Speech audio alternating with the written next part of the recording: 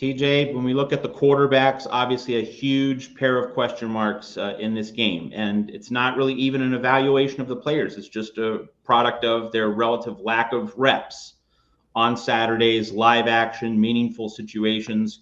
What are your impressions of Miller Moss and, of course, Alex Orji?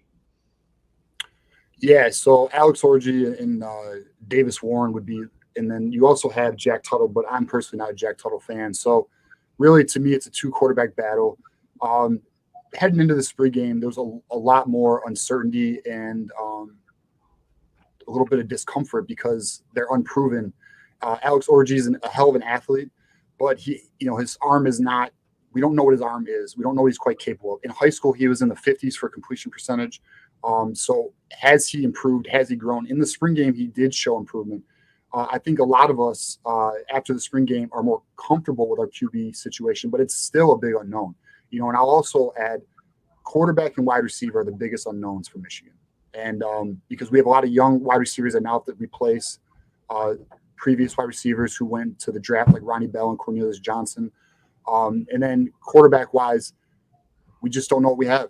They are unproven, and we're going to find out together. That is the ceiling for Michigan will depend on the quarterback situation. The line play, you guys have lost a lot of guys up front. Can you just fill us in? There's a lot of concerns for USC on the defensive side. Can you fill us in a little bit about the depth and newcomers on the offensive side of the ball and offensive line in particular? Yeah, so I have my projected offensive line right now is left tackle. We have Miles Hinton, who was a transfer from Stanford. He previously had starting experience at Stanford. At left guard, we have Giovanni El Hadi, who was a former top 100 commit, extremely big-bodied offensive guard. He's like in the 320s, 6'5". At center, we have Greg Crippen, who's going to be a junior this year. He's going to be filling in for Drake Nugent, who was an extremely good player for us last year. And then at right guard, we got Josh Preby, who is a transfer from Northwestern, extremely good player. I'm very confident in Josh Preby. There's a lot of talk out of Ann Arbor that he's actually going to be our best offensive lineman next year. And then at right tackle, I will say, is potentially the biggest question mark. And I've gotten word out of Ann Arbor that they were portal shopping for a right tackle because they don't know if Andrew Gentry, who's also a former top 100 recruit, but he's one of those players that did the 2-year Mormon mission. So he came in and he had to adjust last year. And then now he's going to get the opportunity to be right tackle. But the intel from spring camp is he had ups and downs. So there's a little unknown at right tackle. But right now I got Andrew Gentry penciled in at right tackle. And I expect the offensive line play to be at an elite level. I really do. I don't think it's going to drop much. Sharon Moore does a great job of getting these guys prepared. A lot of these guys have been in the system for 2-3 years. And we have a great strength and conditioning program where we literally reload. You saw our best offensive lineman last year, Zach Zinner, get injured, and they put Trente Jones at the right tackle spot, and they moved Carson Barnhart to left guard, and our offensive line actually got better when we lost our best offensive lineman. So, it's just that is one position group where I'm not too concerned. Obviously, it's new faces, but I expect the offensive line play to be at a high level. Following up on the matchup between USC's defensive line and Michigan's offensive line, obviously with the uncertainties that you have at quarterback, it does bring up the point that, we do not need to guess on this point. Michigan will want to establish the run first. It'll be run first and then see if it can do play action, throw up after establishing the run in this game. If you put yourself in Danton Lynn's shoes as USC defensive coordinator, just kind of sizing up the Michigan offense as you see it right now. If you're Danton Lynn and USC, are you basically stacking the box the whole first quarter and just saying, hey, you have to throw early in this game? We are going to put numbers up front, and you're going to have to do something through the air or perhaps on the perimeter. Would that be how you would attack this Michigan offense early, or do you think Michigan's balance might be getting a little bit undersold? Yeah, well, it depends on the quarterback. So if we have Alex Orji, right, then he's a dual threat quarterback. He's very gifted athlete. I fear that stacking the box is going to limit Michigan's offensive potential. Now, if Davis Warren wins the quarterback battle, he has the better arm. He has a stronger arm, more accurate arm, but he's not as mobile, right? So it really comes down to what quarterback is behind the center. If it's Alex Orji, I think stacking the box could really be a kryptonite. I think that's a potential kryptonite for Michigan. I think but again, though, let's also if Alex Orji can prove with his arm, and I expect Alex Orji to be a solid short to medium, quality passer there, but his long ball is just I don't see it, and I don't think it's going to improve. If it's Davis Warren, though, I don't know if stacking the box is going to be enough. I think our wide receiver weapons should be good enough to keep defenses honest, and Davis Warren, I do believe, can keep a defense honest. So it will come down to the quarterback. But I'll say this, though. I don't know if our quarterback can win us a game if you shut the run down. Like, that's unproven. We don't have the answer there yet. Although, TJ, you did say at one point that Davis Warren's probably a better athlete than a lot of people give him credit for. Yeah, so the word out of Ann Arbor is that he actually is a very gifted athlete. We just don't see him run a lot. He's obviously a pass-first quarterback, but I've gotten word that he's actually one of the better athletes. But we haven't quite seen it translate to the field yet. I mean, he did break off a run in the spring game for 26 yards, but there's no tackling in the spring game, and they take it a little easier on quarterbacks. So, you can't put too much stock into it. All right. Well, if you're the offensive coordinator for USC, right, how would you attack this Michigan defense? I mean, you guys have some missing parts on, but it's a pretty strong, stout defense. You guys returned some key pieces with Graham and Grant, especially Will Johnson, right? Who kind of showed out. Yep. Where do you feel the weakness would be on your defense?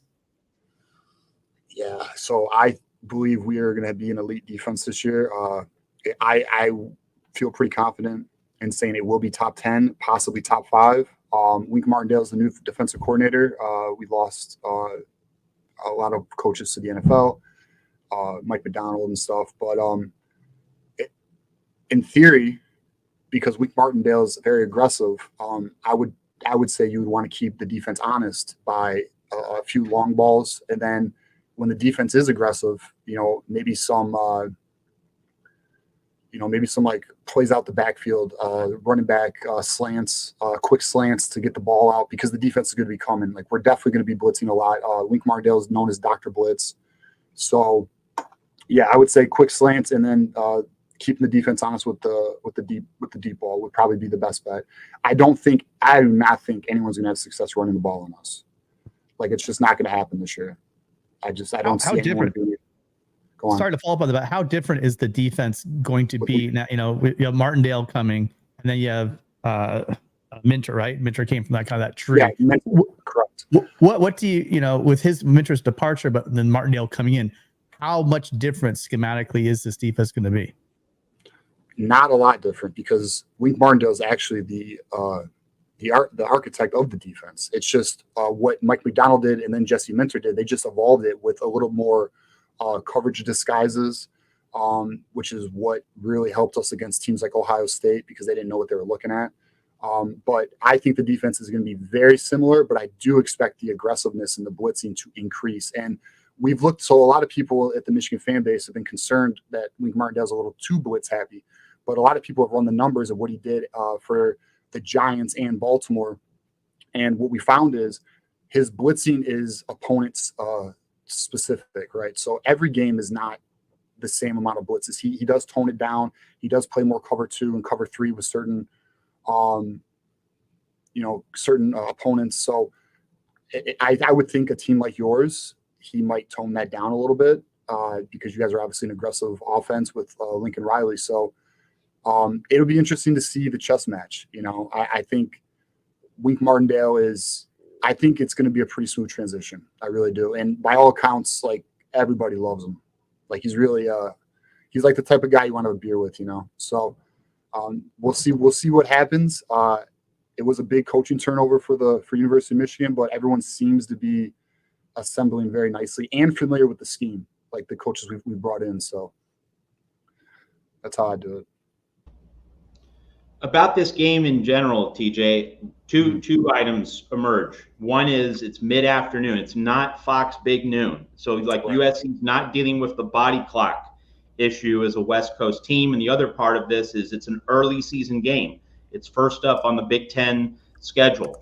How much of a deal? How big a deal is it for those two? And I think especially the fact that this is a September game as opposed to a late October, early November game. Neither team will have been especially established. Both teams trying to kind of feel their way into the season. I mean, you could spin this as USC's the less proven program. Michigan's defending national champion, but Michigan obviously has some key concerns at some very important nerve center positions, quarterback most of all. So like getting this game early, how do you think that's going to play? How do you think that moves the needle on this game? Well, I think it's going to be huge. I mean, so I'm not familiar with you guys' non-conference schedule. I think you guys actually because we play Texas. Who do you guys? I know you have a big game. Who's the opponent you guys have in the non-conference? Little school called LSU and Notre Dame on our. Yeah, right. Okay, so you guys are going to be tested early. We're going to be tested with Texas. I think both teams are going to be, mid-season form by the time the game comes. I like that we're playing early. I mean, it would have been nice to get you guys in like November at the Big House, but especially like a night game, that would have been epic. But yeah, I mean, I think I think it's good timing for both teams. I think it's a good and we're going to find out both teams early. I mean, obviously you guys are going to be tested early. We're going to be tested early with non-conference games. Where do we stand in the Big Ten, right? So I like where it's placed. It would have been cool if it was a night game. I'm pro night game guy, but yeah, I don't think it's going to have too much effect for you guys in terms of weather or anything of that nature. So I don't know. I like where it's placed. I mean, would you guys? I'm sure you guys are happy with it being in September too, right? Well, no, because like I said, Martindale blitzing. If they're going to come blitzing at a team that has, this is going to be there are going to be some young guys starting on our line. So no, I really would have liked this offensive line. Excuse me, to get a little more time together, right? Get some a little more battle tested before they're going to go up against that Martindale attack. So that itself, and plus we don't play Notre Dame till later in the season. We're going to play Utah State right before you guys, and we kick off with LSU. But no, I would definitely, if there was a way to play this game, maybe in October, like late October, that I think that would have been better timing for USC because we don't play late because we're kind of thin, but we have some young pieces that we want to develop. So yeah, so. It would have been nice to get you guys in the middle, I think. Yeah. Plus, I mean, you guys are breaking in a new quarterback too. So, yeah, it'll be interesting to. Yeah, I mean, I'll be honest. Like, I actually feel good about the game, but the Texas game is going to decide a lot for me and how confident I really am. I think Michigan's going to be in a good position for that game, but we'll find out. The Texas game could make me very humble.